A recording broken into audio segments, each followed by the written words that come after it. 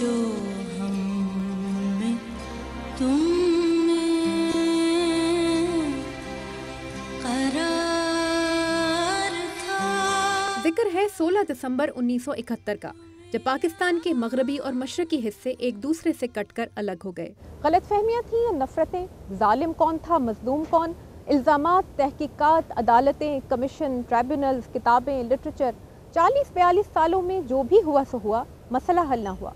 Totally criminal were the actions of certain commanders who ordered atrocities to be committed. Arnold Zeitlin 1971 में मशरकी पाकिस्तान में associated press के नुमाइंदे थे। Many of the generals behaved terribly and should have been shot for cowardice and the war crimes that they committed by directing or allowing their troops to commit atrocities against the civilian population. Now, this is a brigadier in the Pakistani army.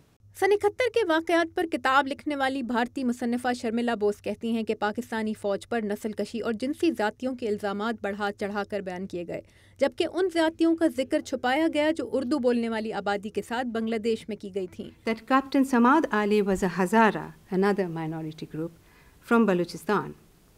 Lieutenant Ataullah is one of only 11 men who survived. According to Lieutenant Ataullah, who witnessed the scene, they captured Samad Ali after the ambush, held him down by the river and butchered him. Bengali liberationists appear to have had difficulty with accommodating the possibility of good Punjabis or brutal Bengalis. लेकिन बहस ख़त्म नहीं, मज़ीद तेज़ हो गई जब गुज़श्ता हफ्ते बांग्लादेश में हिज़्ब इख्तिलाफ की जमात इस्लामी के सीनियर रहनुमा अब्दुल कादिर मुल्ला की सज़ाए मौत पर अमल दरामद कर दिया गया। अब्दुल कादिर मुल्ला, जिन्हें 71 के वाक़यात में जंगी जुराइम का मुजरिम करार दिया गया था।